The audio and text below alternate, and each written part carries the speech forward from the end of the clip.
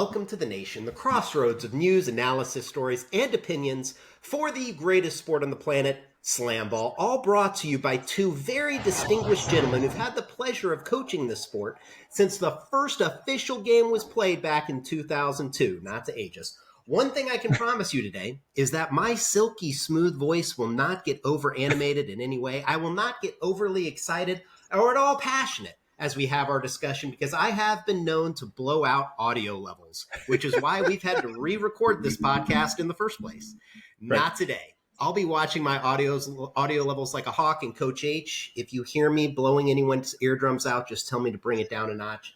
I'm your co-host and head coach of the undefeated, undisputed world champion mob, Brendan Kirsch, joined as always by my co-host. There are many adjectives to describe him, but today I'll use them sparingly. He's whimsical, boisterous, exuberant, inquisitive, cheeky, intelligent, eccentric, and let's not forget vivacious. He is the beloved Coach Hernando Planells Jr., head coach of the Buzzsaw. Coach H, what's happening?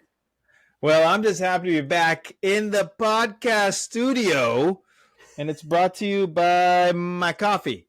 That's what it is. Caffeine and kilos, everybody. This is what we're doing. But in honor of this episode, I just want to bring it back to SlamBall Season 1, 2002, I believe, and a major hit, which is basically should be our theme song, Coach Kirsch. Let's see if you know this classic. Oh, wait, it's not working. Oh, this is very disappointing. I was like pumped. I was hyped. Hold on, everybody. Hold on, everybody. This is why we need an intern. I know. Hold on. Is it? No. You know what? Forget it. Forget the music, everybody. It'll come back on later. It's just not going to come back on ahora. That's what it's not. But anyways, we're back. I'm back. Glad to be here with you. Let's get this going. It's our 15th episode today, Coach, for Season 1 of SlamBall Nation. 15 hours of just carefully curated content that we provided you. It seems like a long time that we were walking off the court for Series 6. So we're sitting here waiting, right? We're waiting for Series 7. Yeah. What do we know? What don't we know? What do we think that we might know or maybe not know about the upcoming Series 7? Because so far, information has been a riddle, wrapped in a mystery, inside an enigma. So what do you got, Coach? Listen, I don't know what any of those words mean. It's a bubble, enigma. I like to call it a spider web of not deceit, but a spider web of just amazingness intertwined in the world of SlamBall. What do I know about SlamBall? All right, everybody, close your eyes, settle down, think of all the dunks that happen on SlamBall, and I'm going to tell you what I have. I have absolutely nothing. Nada, zip, zilch. I don't know what's going on in the world of SlamBall. All I know is we have a lot of memes going on the SlamBall social media pages, and I'm not sure if that's the bat signal to show up to a place unknown. So I got nothing for everybody. I think the more memes, the better. I think the more memes SlamBall official posts, like the more activity that is happening in the SlamBall front offices. So that's my take. The last information I got, Coach, obviously, we know some of our listeners are going to be listening, trying to take away information.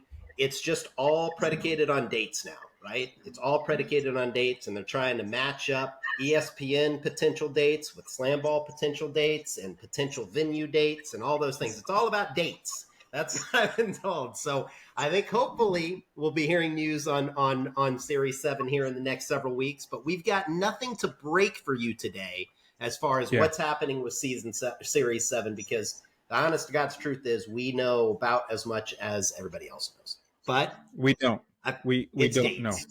It's a spider web of intertwined dates that they're trying to figure out.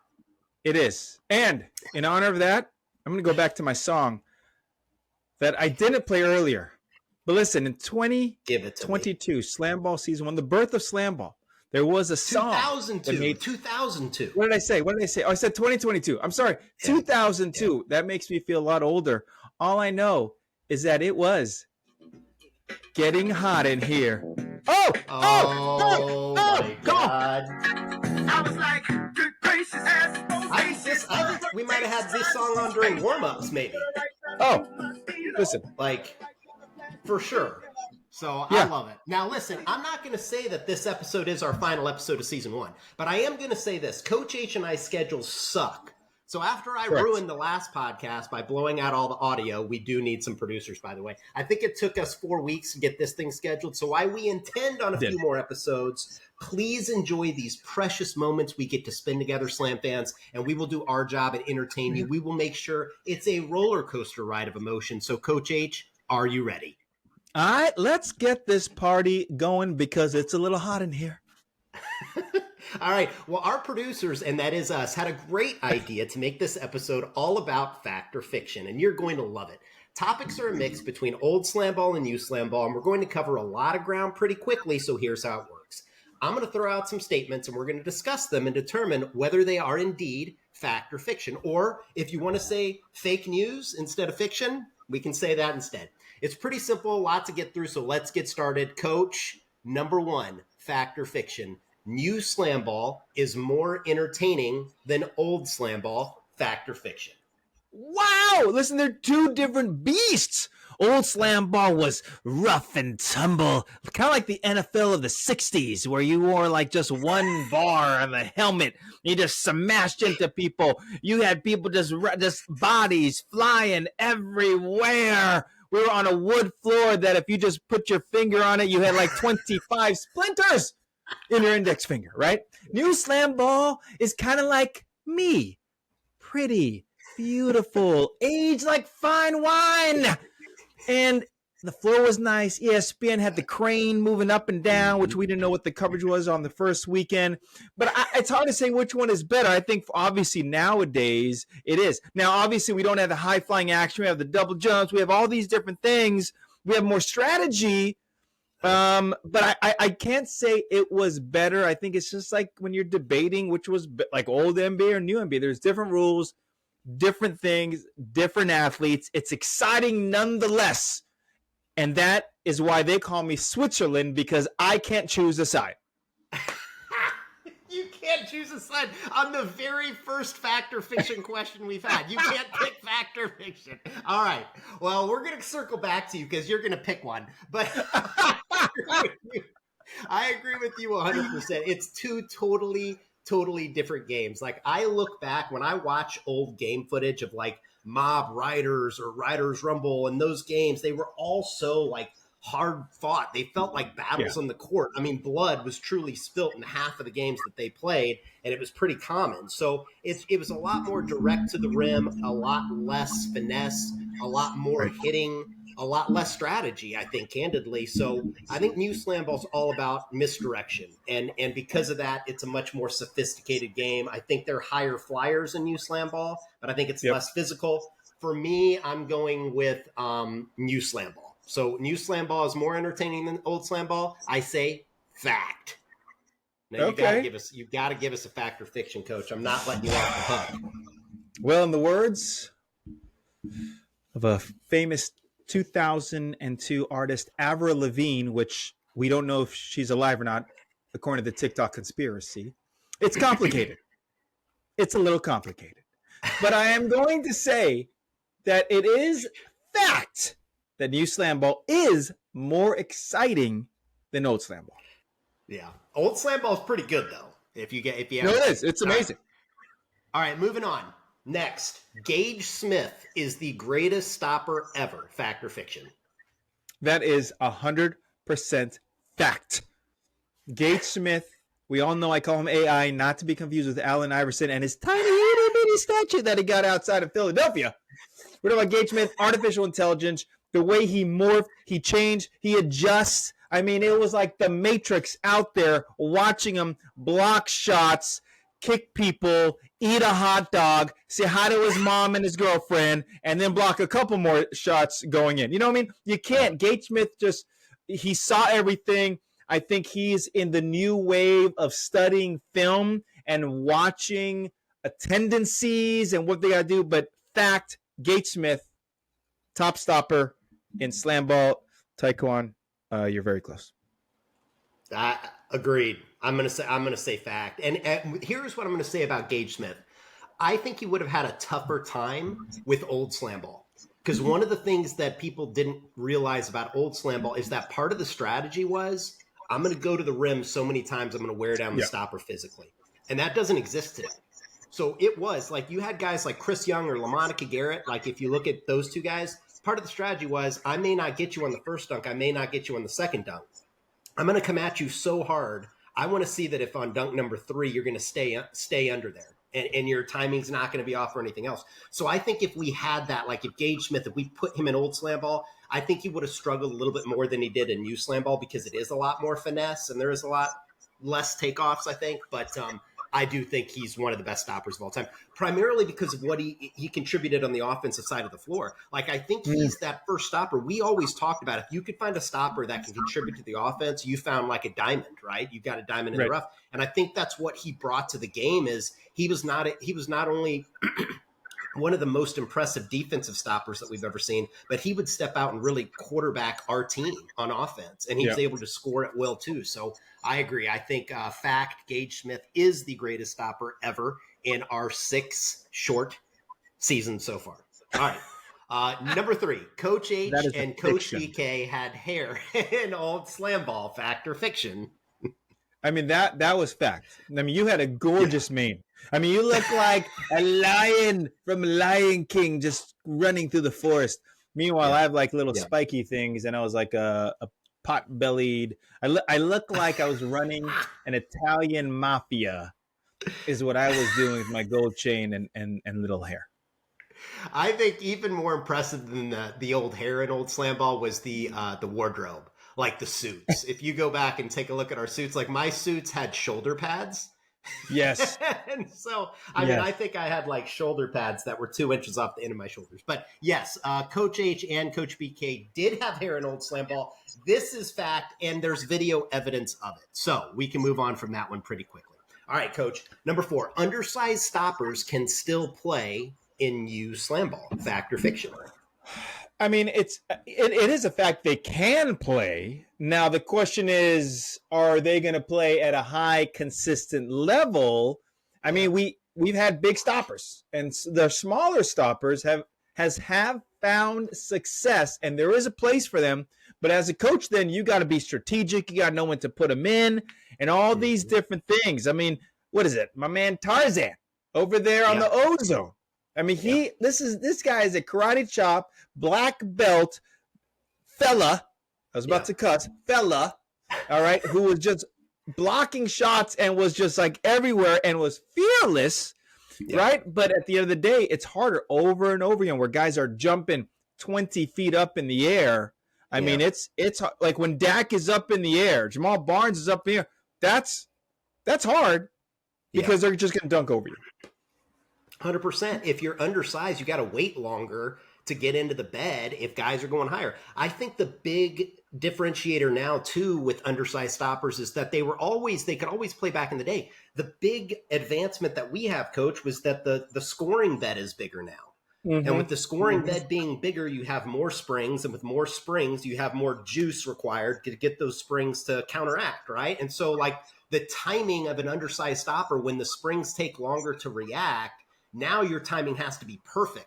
Like it had to be really good in old SlamBall, but now it's got to be perfect because if you're Keenan Love and you're 6 foot, or 6'1", and you're trying to get in there and time it, if you get in too late, you're screwed because it takes too long for the springs to react. So I think undersized stoppers can still play in new SlamBall, but I think it's a much, much harder proposition, I guess. So I'm going to go with fact, just like you did on that one.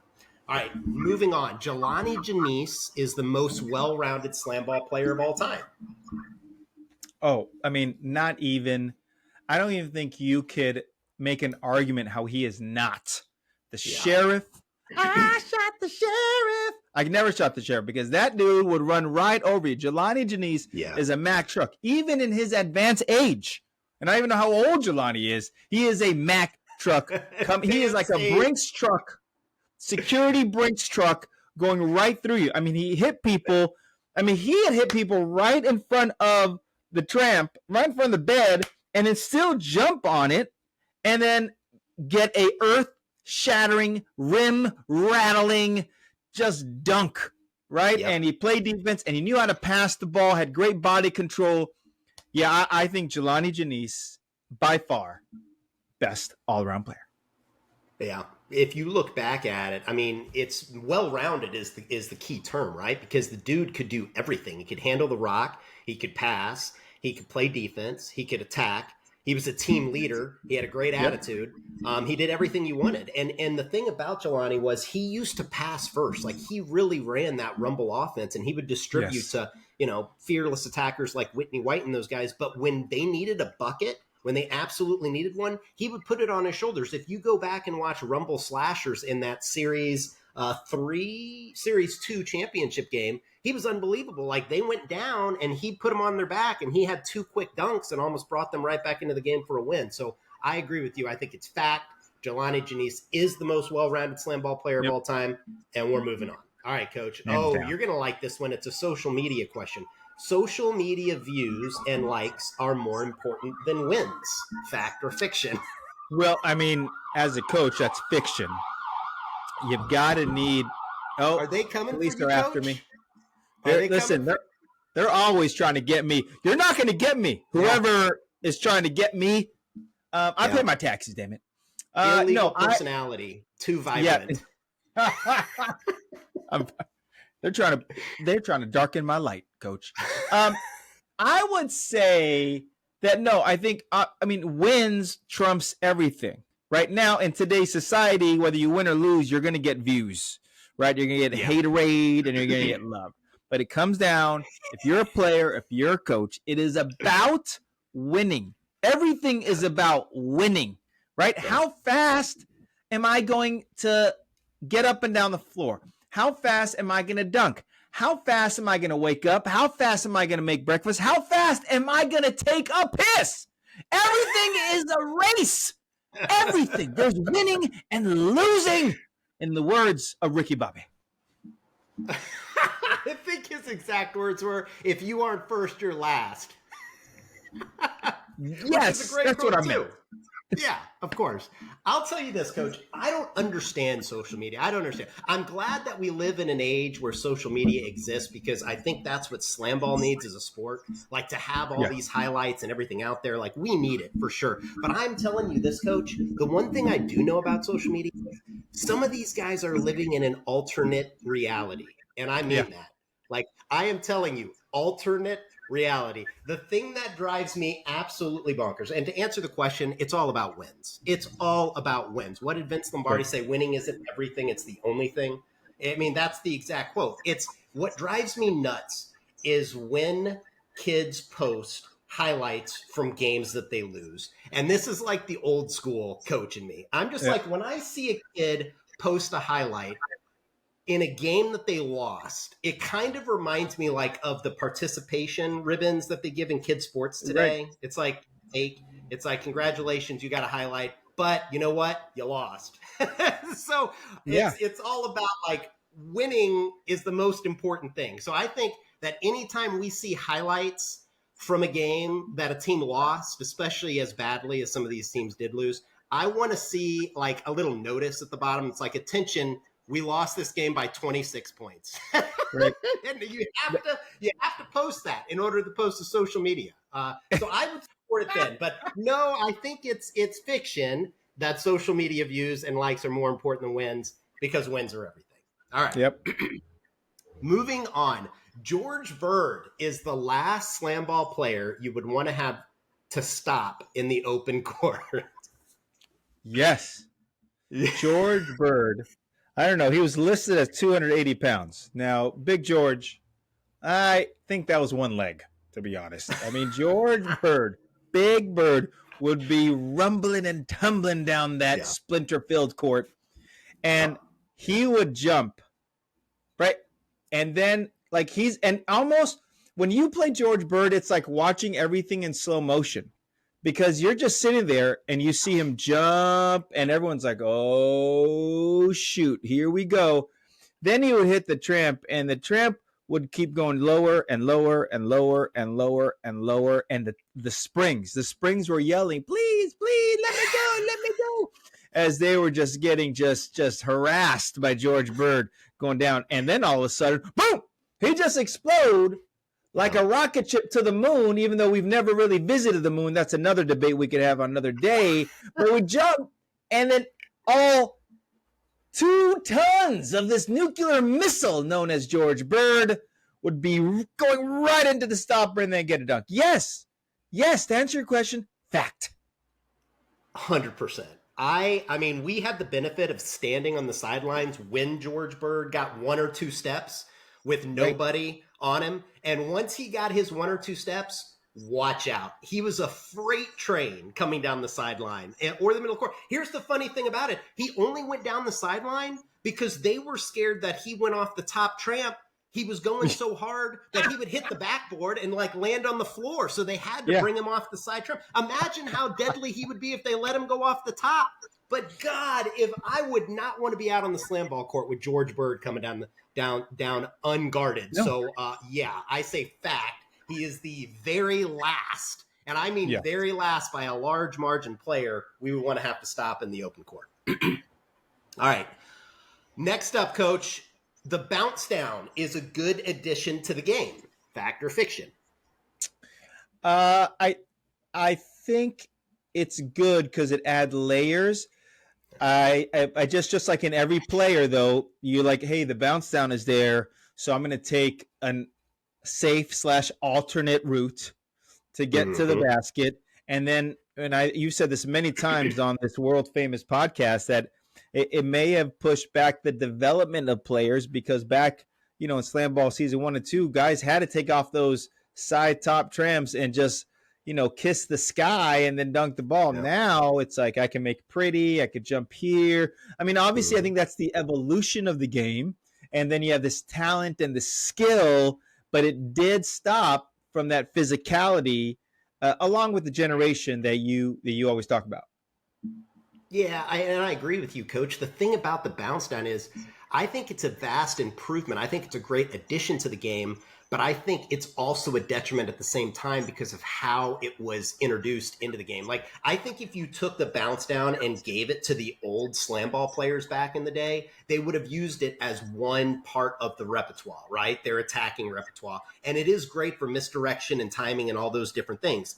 But I think today, because we had a new crop of athletes that hadn't really perfected the outside takeoff yet, when the bounce down was introduced, and for those folks who don't know, the bounce down is when you can actually bounce the ball down on the trampoline or throw yourself a little, that's a chaser, bounce it down on the trampoline and then attack the scoring bed where the stopper is directly off of the bounce down. They realized that was a much easier way to attack the rim.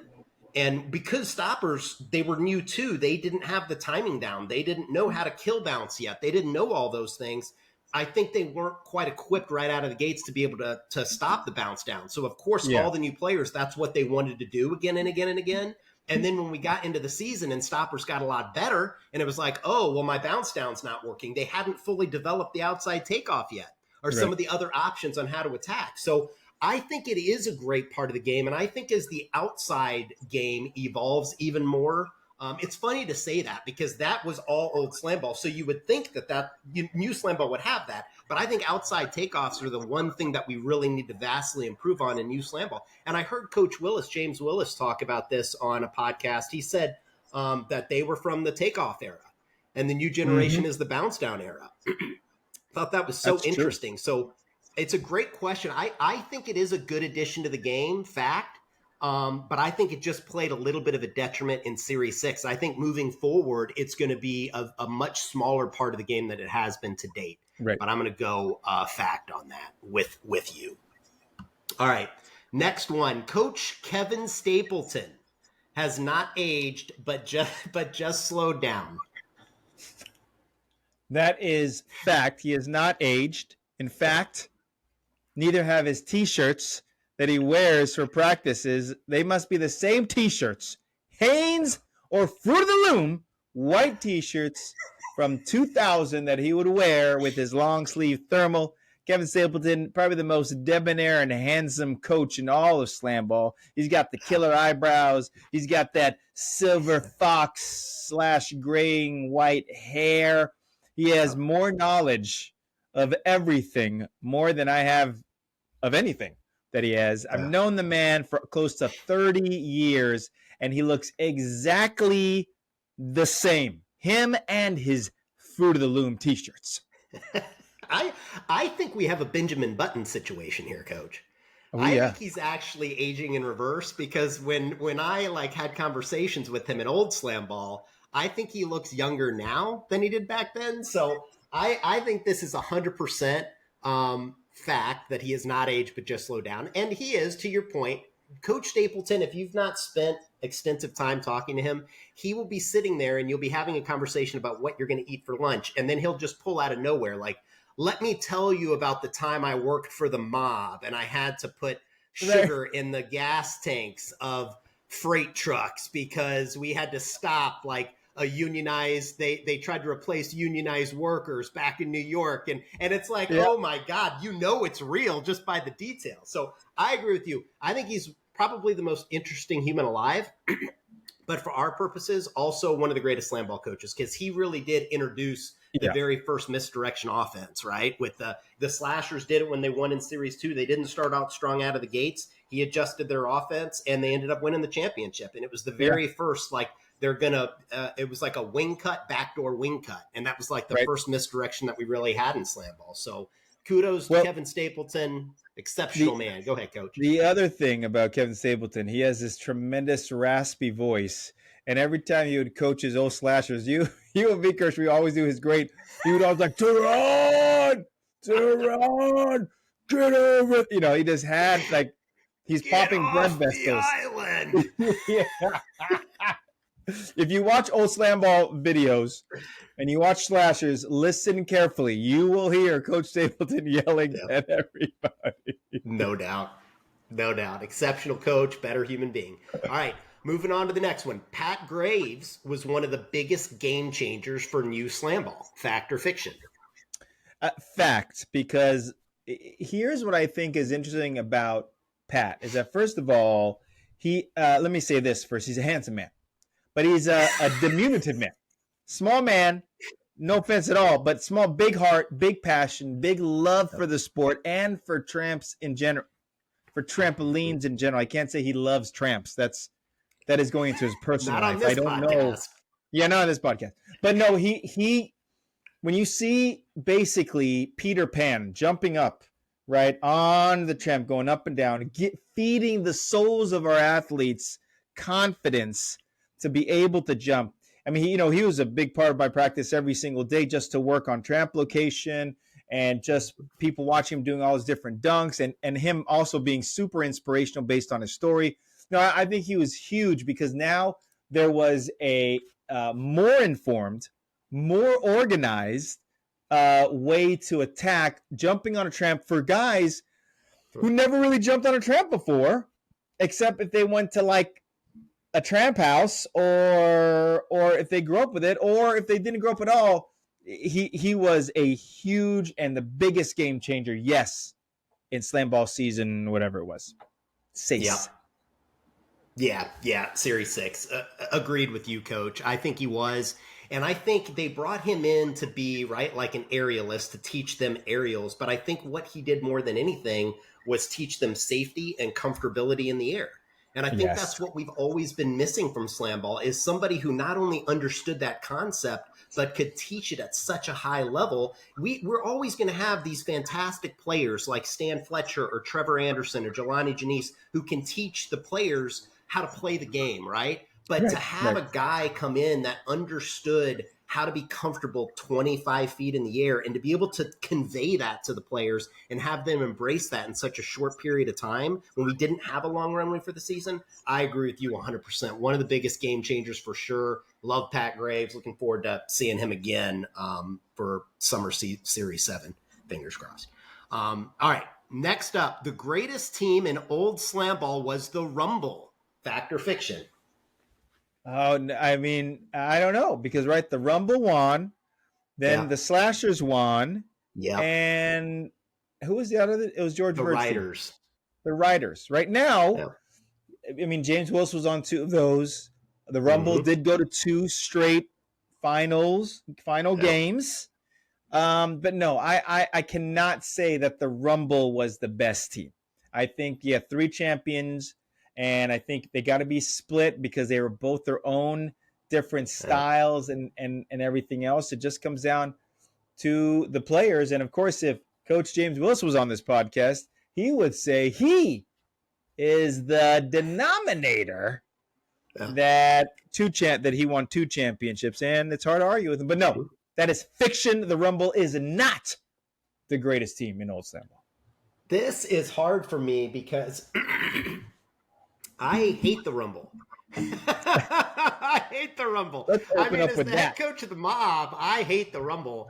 I will say, I mean, but they were good. Like, if you think about that team they had back in the day when it was like Dion Mays, Whitney White, Jelani Janice, James Willis. I mean, those guys were beasts. But then I look at the Riders teams too with like George Bird, Calvin Patterson, like those guys.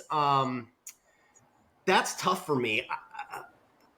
I'm because of my Mob ties, I cannot in good conscience say that the Rumble were the greatest team in old SlamBall. So I will not. So that's fiction. That's fake news. I don't care. You can say the Slashers, the Riders. I don't care who you say, but we're not going to say the Rumble. We're not doing it. I love you. I love you, Rumble. Not really, but that's okay. All right. Next up. There were only 3 teams in Series 6 this past summer that had a winning record. There were only 3 teams in Series 6 that have a winning record. Fact or fiction? That is a fact. It's you guys, the Mob. It's the Slashers, and it's the Buzzsaw. That's right. Only 3, everybody, with winning records. Woo! Easiest question. That I just pulled up the standings, and that's exactly right. I can't believe that.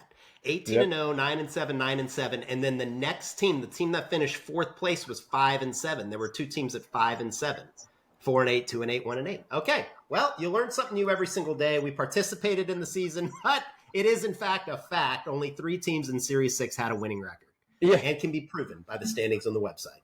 That's right. All right. Oh, we just touched on this. Okay, Mob versus Rumble is still the league's greatest rivalry. No, it's not.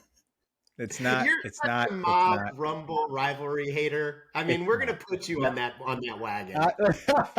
Listen, I've been saying that from even the beginning of Series 6 when ESPN said it's going to be the Mob and Rumble first game of the year, and I was like, I threw up in my mouth because I was like, no, this is not. No, it is fiction. It is not.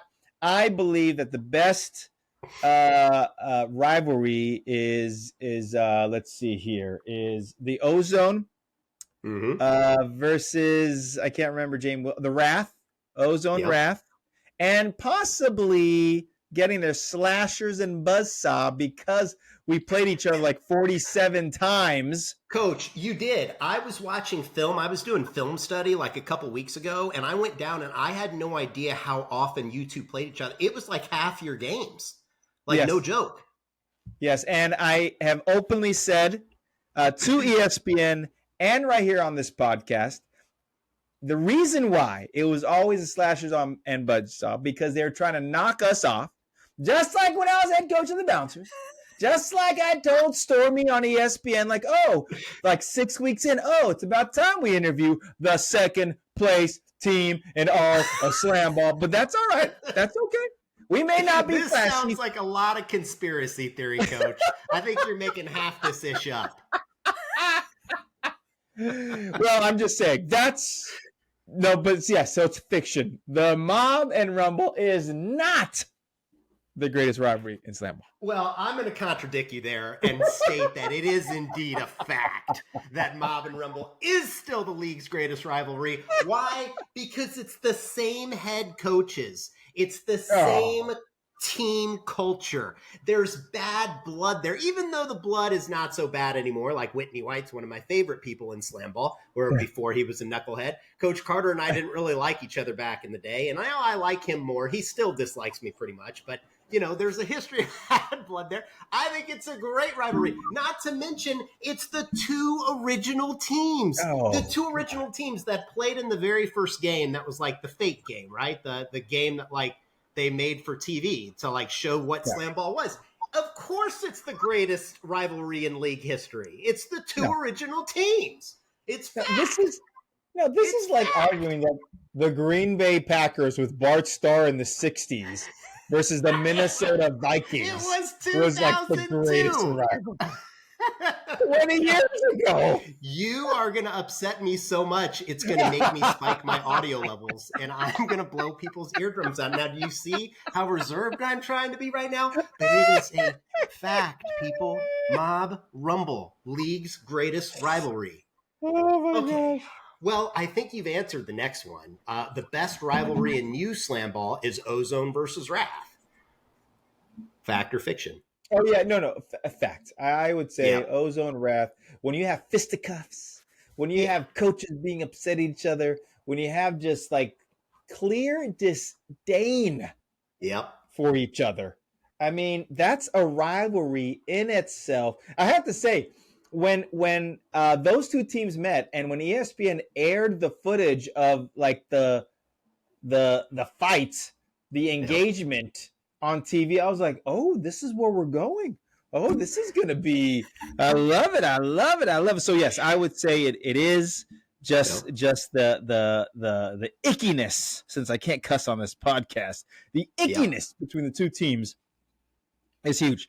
You know, so much so that our guy from the Wrath, proud graduate of Regis University, Ty, was like, I can't do any more podcasts because I got to get geared up for the That's season. right. And I was like, all right, man. I mean, you're missing out to increase your brand being on our podcast, but that's fine. No one's. Oh my no one's God. Followers judging in the you. millions. Yeah. So I mean, that was a huge miss. Obviously, this is fact. I mean, you go back to everything that made the original Mob Rumble rivalry one of the greatest rivalries in league history. And when you look at like New SlamBall, Ozone Wrath, it has all those things, right? Like the two head coaches really, really don't like each other. The players don't like each other that much. The players don't like the opposing coaches that much. I mean, there's true bad blood there. And you're right. For people who don't know, there was not just a fight on the court during the game. There were multiple fights in training camp. There was a fight in practice that took place before the season ever started, where Ty McGee got his tooth knocked out. So it's like, that is by far and away, in my personal opinion, the best rivalry in U SlamBall. Although I would say that Buzzsaw and Slashers are close second just because of the familiarity with your teams. When I counted that up, Coach, when I went down the film and I was like, how many Buzzsaw Slashers games are there? And you also play two in the semifinals, which made it, it was something like 8 or 7 or something. It was wild. Crazy. They're trying to knock us off. I know what you're doing, but that's okay. There we go. All right. During a game, okay, I like this one because I was part of this one. During a game in Series 6, a trainer tending to an injured player told him to stop being so dramatic. I was not there, but I've heard the story many times, so I'm going to say it's fact and not surprising. It is not surprising at all. It is a fact. It is a cold, hard. I'm going to blow out the audio. It's a cold, hard fact. Cam Horton comes down, gets a foot, obviously, in an area that is very uncomfortable for gentlemen, and was suffering on the baseline. And the trainer said, hey, man, stop being so dramatic, which I was kind of like, I've never, ever heard a trainer react to an injury that way, but it is SlamBall. Okay, so that was that. All right. Stan Fletcher is the greatest offensive player of all time. Fact or fiction? Yes. Greatest offensive player of all time. Yes, because he changed the game when the game wasn't even birthed. Yep. You know what I mean? Like just the way he would have the chaser, the way how comfortable he looked on the floor and in the air, you know, plus all the work he did in China, teaching thousands upon thousands of players how to play the game. I mean, you're talking about someone who could do everything, and there was no way to stop him. You know, he only stopped himself, and that didn't happen ever, right? I mean, he could handle the ball, he could attack, he could even shoot it. You know, he's able to shoot the ball. There's everything that he could do. The most skilled player, offensive player in SlamBall history. And I honestly don't see anybody coming close to that for a little while, because you need some sort of spatial enjoyment / relaxation while you're up in the air, and that's hard. Yeah, well said, Coach. I don't think there's a question. Now, what I will say is this: as good as Stan Fletcher was on the offensive side of the court, that's as bad as he was on the defensive side, and that's saying a lot because he was so good offensively. He was the best. So good. I mean, he would kill you in so many different ways. He'd kill you going over you. He'd kill you giving you the multi-tramp transfer. And he'd do a little chaser real low into the scoring bed when he saw the differential with the stopper. The dude was and is, I think if Stan Fletcher played today, I don't know how old he is. He's probably our age, Coach, because we were young when we started coaching the sport. But I think if he played today, he'd still be one of the greatest offensive players in the league, if not the greatest. Like, you're putting him and Dak and a couple of guys, maybe Bryce, a couple Ty McGee, like up there is like the greatest. And he definitely would be one of those guys. So, yes, fact, greatest offensive player of all time. Oh, you're going to like this one, Coach. All right, next up, Albert Jones of the Steel once showed up to a game with 2 samurai swords. Albert Jones of the Steel once showed up to a game with 2 samurai swords. Fact or fiction? Well, that is fact. And every time I think of him with his 2 samurai swords and him playing for the Steel, he reminds me of the Yellow Power Ranger. I hope there was a Yellow Power Ranger, but that is exactly who Albert Jones is. Karate chopping, sword wielding, just a menace on the court. And little known fact, he almost always shot the ball underhanded, like granny style from 3-point line. That's right. That's right. And this is, for our listeners who may be shocked, this is an absolute fact. And the story is, and it is a true story, when we were playing it was either Series 2 or Series 3, because they all run together for me, in Universal City Walk. Albert Jones, who would also wear ski goggles, he wore ski goggles at all times on the court and off.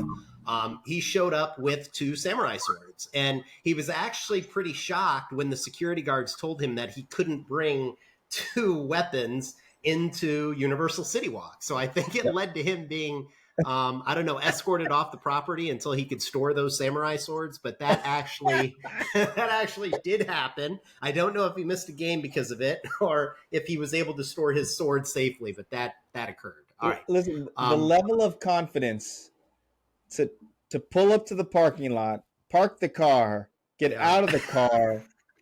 It probably wasn't even in the trunk. It was probably in his back seat. Opening the back door and putting the samurai swords, like, kind of like in between, like you would the Teenage Mutant Ninja Turtles. That's right. And just be on your way. Like that. Wow. It happened. It 100% happened. All right. Okay. The Series 6 Mob will go down as the greatest team to ever play the sport of SlamBall. Oh. I think, first of all, this interesting question is to hear rigged. This one. Especially being delivered by you, but yes, absolutely. You go undefeated, right? And the margin of victory, which I know you're going to go over, which is like 27.275% or whatever it was, there's no debate.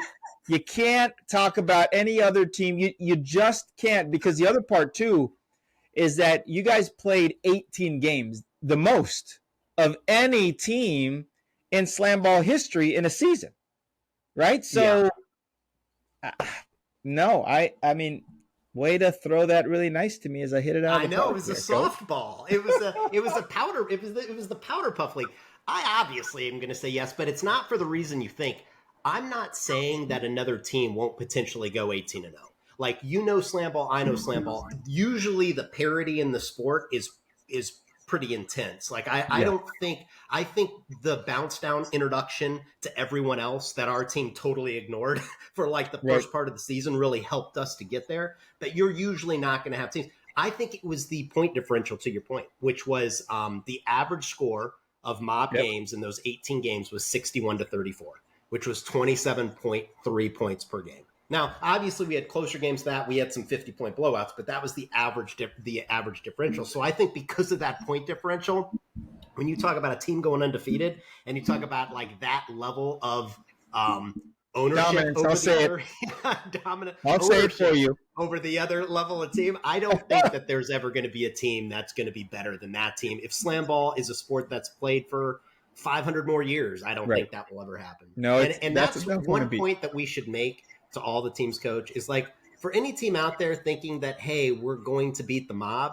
maybe they should think first, like, maybe we should try not to lose by 27.3 points. And then you can worry about beating the mob. Like, let's try to lose by 15 or 12.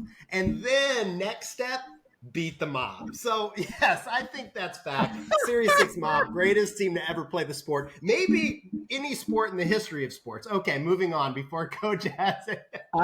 I hope you put that in your memoir. That's all I care. That's all I hope. It's going to be a bestseller, Coach. All right, moving on. Oh, this is a good one. Coach Carter is proof that black don't crack. 100%. The guy looks exactly the same. Better. 2002. Yeah, better. Yeah. His suits. I mean, I saw him. I was like, wait a second. Where is the real Ken Carter?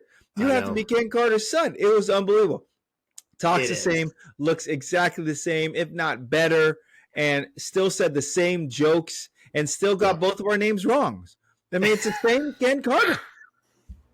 Fernando and Brandon. Yeah. Will ever be Fernando and Brandon, Coach Carter, and that's okay. Ken Carter. That's right. He is a good dude, man. He is a good dude with a good heart. I mean, all the little gifts he gave to the players and all the little stuff, that was cool that he did that. Oh, yeah. But yeah, 100% fact. He is proof that black don't crack. There's a lot of proof of that, but Coach Carter is certainly up there. Okay, we got back-to-back Coach Carter questions. Coach Carter will return to coach the Rumble for Series 7, if we have a Series 7. Fact or fiction? I think it's fiction. I think Ken Carter is a man of the people. Ken Carter is an entrepreneur, a successful entrepreneur. Mm-hmm. And I think that he has a lot of stuff going on, and he may be like, you know what? I got to make a few more millions, in order. And SlamBall, I just don't know, because it all right. And we talked about it. It all depends on where all of us are whenever SlamBall calls. That's right. It's just where we are. So I believe Coach Carter will not be back. Ooh. Okay. Well, I'm going to go. Coach Carter will return to the Rumble. I'm going to go fact that he will, because I'll tell you why. If you had asked me this at the end of Series 6, I would have said no, because I think it was very clear that he had a lot going on. He had some family issues. He had some other obligations. He wasn't there all the time, and Coach Whitney White was taking on a lot of that responsibility. He wasn't there a lot, and the team was terrible. I mean, they were terrible in some part because of the lack of coaching that they were getting from him, but they were terrible because it wasn't for a lot of different reasons. But here's the thing about Coach Carter is he's proven again and again and again that the one thing that man is a winner.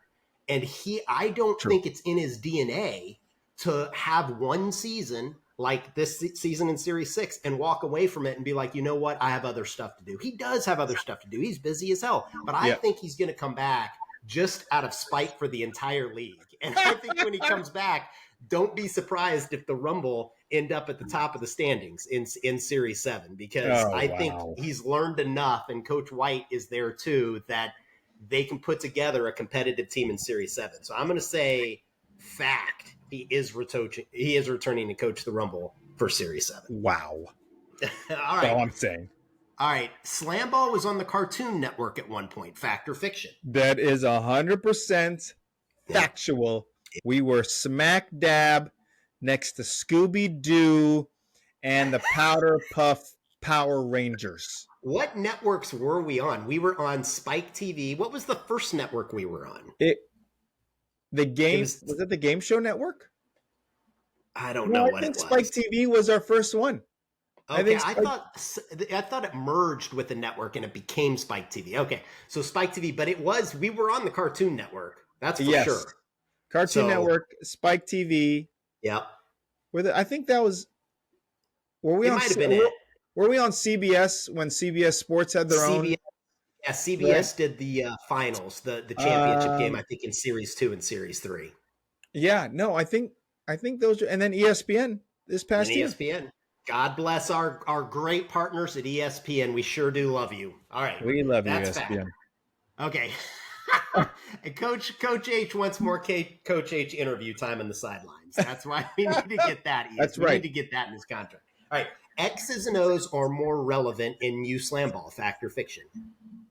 That's 100% fact. Yeah. And I think that really when you look at, right, the season, and that's the evolution of it, the X's and O's, you were running an offense that everybody could see. I was. Yeah. Stan was for the slashers. Not that the other teams weren't, but right, it's about the execution of it and how quickly the players get to it. And I always say, like, as a coach, if your players aren't understanding your system, it's not necessarily the players. Us as coaches just have to be better on how we're going to communicate it and get it going. But yes, it's a fact. X's and O's are much more important. And you see it also with the times, like how, timeouts, end of game, all these different strategies that are in place there. Yeah, agreed. And I think it's obvious.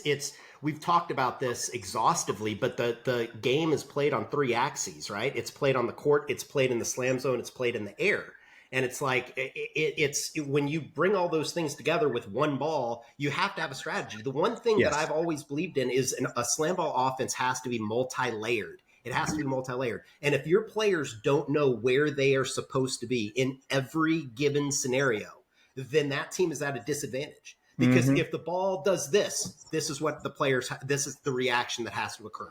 If the ball does this, this is the reaction that has to occur. And it's all predicated on reading the stopper, misdirection, reads and misdirection. That's what it's all predicated on. So I agree with you. I think now with misdirection being so prevalent in SlamBall, it's way more critical than it ever has been. Okay, moving on. James Lafferty, who played Nathan from the old TV show One Tree Hill, could legitimately make a SlamBall team. Fact or fiction? Like now or before? We should say before, because I think James, if I'm correct on my math, is like in his late 30s. And I don't think there's anybody other than maybe Myri Bowden in their late 30s that could make a SlamBall team. So let's say James Lafferty in his prime when he would have been like 24. I would say yes. I mean, no offense to the guys we had at the end of the bench at old SlamBall, but absolutely James Lafferty could have been right there, ready to go. Like I had Ben Berlowski, and I love Big Ben. Big Ben can knock it down. He's from Wisconsin, right? Cheese curd, capital of the world. I had Carlos Ardinez, great guy, Taekwondo expert. The guy would never leave. And you know what? He showed he could play. So yes, James Lafferty, One Tree Hill guru, superstar. Yes. Agreed.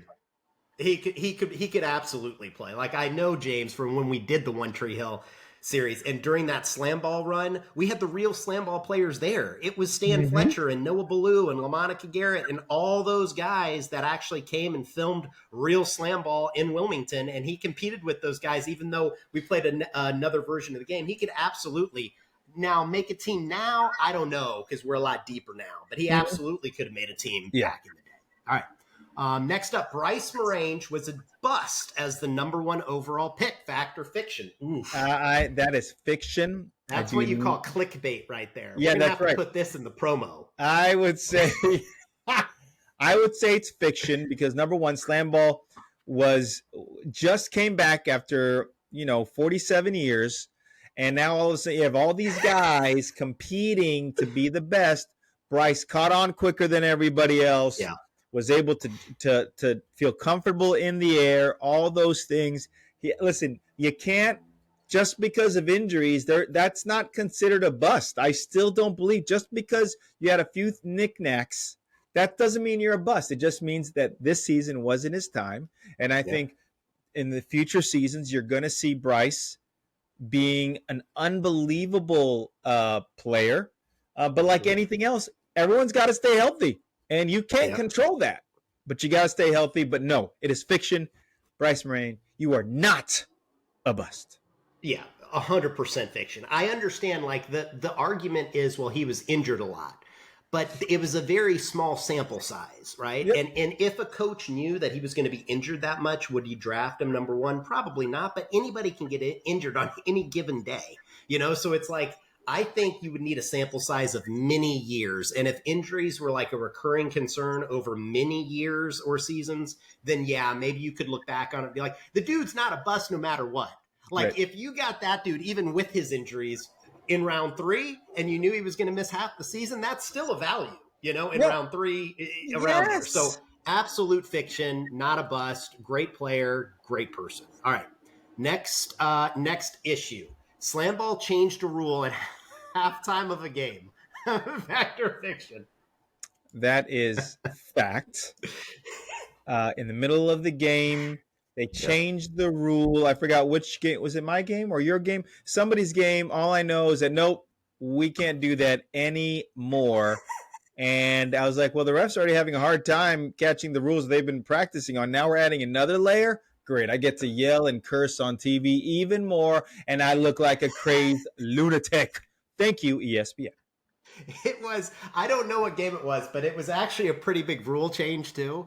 Like, I don't want to throw rule changes under the bus or anything with SlamBall, but it was like the rule change, if I recall, was instead of the 3-second count starting when you touch the ball on the island, it started when you landed on the island, or maybe vice versa. It was when you landed on the island, the 3-second count started. Yes. And at halftime of a game, they changed it to it didn't start until when you caught the ball on the island, which is actually a pretty significant rule change in offense, it is. if you think about it. But regardless, yes, rule was changed at halftime of the game. Okay. Joe Jellybean Bryant coached SlamBall. Fact or fiction? That is fact. In fact, I have coached against Jellybean Bryant in 2 different leagues, SlamBall and the Japanese Professional Basketball League, where I first met him, I believe. And yes, dad of Kobe, Joe Jellybean Bryant was definitely, he was the coach of the Diablos. Yeah. That's right. Diablos took over for Mark Ellis after he left. But yeah, he did. For any of the younger folks that didn't know, the other NBA All-Stars that coach, John Stark, Xavier McDaniel, and Kenny Anderson. That's right. 3-4 studs. Not to mention Raghib Ismail, the Rocket, who's a Notre Dame product, who we have to call out too. Also a stud. All right. Tony Crosby is the best handler in new SlamBall. Fact or fiction? Fiction. Tony Crosby is a very good handler in a very good crop of handlers. Yeah. Right? Tony could, he's definitely phenomenal. Does a lot of great things. They had him like leading the league in hits, which who took that stat? I don't believe that's true. Yeah. Cam Horton on yours. He ran your system to perfection. He got to where he needed to be every single time, made the right play. My guy, T. Howard, who free agent pickup when I had my injury to Michael Kolawole, he was, the guy is a wizard / magician / tarot card reader. No, he's not. He can't read tarot cards. But he's tremendous with that. So, no, I don't think you could say there is a clear-cut top handler because they're 3 totally different players who are all 3 extremely dangerous. Yeah, 100%. Nothing to take away from Tony Crosby, because what I love about Tony is that he evolved. I respect any player that can evolve his game to put the team first, right? And he was attacking nonstop because that's what the team wanted him to do early in the season. And when they kind of shifted that strategy a little bit, he evolved and he became more of a distributor and attacked when he needed to. So utmost respect for Tony Crosby. Is he the best handler in new SlamBall? I think that's fiction. Agree with you. All right. I know we're coming up on time, so we've got to skip some of these. Okay, you'll like this one, Coach. The coin flip to see whether the number 1 or number 2 seed would play first in the semifinals was fixed. I know you're a big fan of conspiracy theories, so do you jump on that bandwagon and call that fact or fiction? It's fiction. It wasn't fact. I do believe that the SlamBall front office felt bad that they were shafting the Buzzsaw the whole season and was just trying to throw a bone and, hey, Coach Hernando's complaining again. Here we go. Let's give him a coin flip. And it just happened to be with you guys. And I think the look on your face on national TV told the whole story. It was. Why did they do it unnaturally? Okay, I'm not gonna say fact or fiction, Coach. I'm just gonna lay out I'm gonna lay out the pieces. They didn't want the mob to be able to rest after the initial game, which was shared. They had John Dornbos, who is actually a professional magician, True. be the person who flipped the coin. And the third one, and this is Noah Ballou's favorite to mention, is that when he flipped the coin, and Coach, you were standing as far away as I was, when he flipped the coin, I think it looked like it went like after you got to make your call before the coin was flipped, and then it was flipped after the call was made. Yes. And when the coin was flipped, it wasn't like you called it in the air. When the coin was flipped, it probably went 6 inches off of his thumb and on his hand. So now, was that fixed? I don't even know if it's possible to do that, because if it is, I don't have the talent to flip a coin like that. But I'm gonna refrain from saying fact or fiction on this one. I'm gonna say likely. And it didn't matter. All right, final one, Coach. All right, here. This is an important one. Series 7 this summer is critical to the long-term success of SlamBall. Fact or fiction?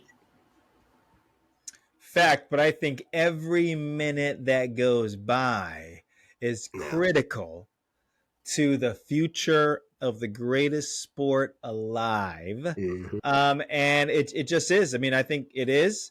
I think it's got to propel us into long-term growth, and what that looks like, I have no idea. Just tell me where to coach some slam ball, and I'm there. But no, it is. I think it is so important from our fans, sponsors, TV deals, coaches, everybody, in order to get on board so that slam ball could be a more consistent professional league.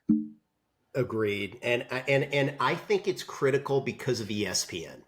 I think if you took ESPN out of the equation, I don't know if having a Series 7 over the summer is like an end-all be-all for the long-term success, because I could see them, doing what SlamBall does, and like maybe that season doesn't happen and then they immediately announce an international tour or something. It's always going to be something.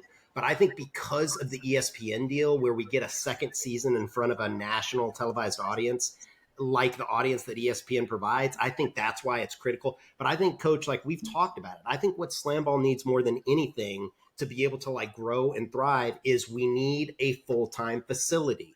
I think that is number one, because you could program that full-time facility year round, right? Coaches can be there coaching. You can have players there advancing the game. You can have a new crop of players that are interested in playing, learning how to play the game. I think that having a full-time facility is critical. And then I think you need 8 great owners. And what I mean by like 8 great owners is, and I don't want to say this wrong, I don't think it's the traditional professional team owner. I think it's younger generation. I think it's an investor that has a mind towards short format sports, has invested in that group before of sports. And I think you need 8 great owners. I think if you have a full-time facility, that will lead to ownership opportunities. And I think if you get 8 great owners for that initial 8 franchises, the sky's the limit. But I think that's what they need. And it all starts with Series 7. So we need that for sure. So we both said fact on that. All right, Coach. Now, I'm not saying it's our final episode, because we're hopeful to do more. But I'm also not going to assume that our schedules are going to line up perfectly. Yeah, right. We're going to see if we do a couple more of these. Just in case we don't. Any shout outs you want to give to your folks, your people? I mean, shout out to everybody. I mean, from my mom and pops to everything. I'm not going to make it that long. Well, I'm really going to say just shout out to everybody in SlamBall. I mean, Mason had put all this stuff together to bring us all together 20 years ago. And here we are, we're still talking about SlamBall. We're still talking about what it could be, where it's headed, and everything else. I mean, shout out to you. Obviously, we have a great relationship with you and all the other coaches and every single player that has worn an orange, because both my teams have oranges. So, Bouncers and Buzzsaw, just everybody. I mean, SlamBall has been a huge part of my life without even taking up so much time of my life. So it's an amazing experience, and cannot wait to get back out there. I agree. And you also, last time we did this, first shout out you gave was your kids. So I know you want to give them Yeah, their yeah, shout yeah. out too, because that was Sorry, Preston and Gabby, I love you guys, but yeah, no, my two grown ass kids who are yeah. both in college. They are, yeah, they've been there since the beginning. I picture them bouncing on the tramp when they were little, and then I Yeah. pictured just last year them dunking and everything else. And I still think my daughter is the best shooter in SlamBall off the tramp. I have proof of it as well too. Her and James Willis could go head to head on the tramp jumpers. But no, I love you, Preston and Gabby. Absolutely. It was crazy to see them too this Yeah. season. Like I was glad they could be out at the court for the season because it's crazy how big they've gotten, obviously, Yeah. over that time frame that slam ball has evolved. But yeah, absolutely. Shout outs for me, same thing, Mason Gordon. I think you hit the nail on the head there. I want to shout out the old guys, dude. Like the old players, because that's the one thing that always gets swept under the rug. People laugh and it's like, hey, those old NFL guys, like, oh man, his got like, what was Terry Bradshaw making when he was quarterback? It was like 500,000 a year, and people laugh at that. Well, some of these old slam ball guys were making like $14 an hour. You know what I mean? Yeah, So, totally. and they really were a big part of like why we had this opportunity today. So shout out to them. Definitely to Lisa and the kids, Gracie, Flynn, and Olivia. I love you guys. I want to give a shout out to the greatest mob killers of all time, Coach, because there are a bunch of those. Whitney White, Calvin Patterson, Deion Mays, George Bird, Adam Hooker, mob killers. They love to strap them on and kill them up. Brian Bell Anderson, we've talked about him a lot, but continued recovery for you, sir. Certainly look forward to seeing you back out there. Coach Kevin Stapleton, head ref Marcus Reed. Is there any more thankless job that exists than being the head ref of SlamBall? Marcus, you did a great job. And if I ever yelled at you, which I don't remember I ever did, if I did, I am sorry about that. And then every mob player that ever played for me. And that goes, not going to name them all, Sean Jackson, LaMonica Garrett, Chris Robbins, Kevin Cassidy, Noah Ballou, Trevor Anderson, Ray Ross, Patrick Paul, Sandy Fletcher, even Lou Fong, the Chinese player that played for us when we won our championship. Mob's a family. Henry. You know it. We love you guys. Absolutely. And it's been awesome. It's been awesome having SlamBall back. For those of you who don't know, Coach Hernando and I invest a lot of time into the sport. Lucky, very fortunate to have that opportunity. But it's been great to have the sport back, great to connect with all the people involved. We're hopeful to be back for more episodes. But just in case this is the last one, Coach, one final time. Are you ready?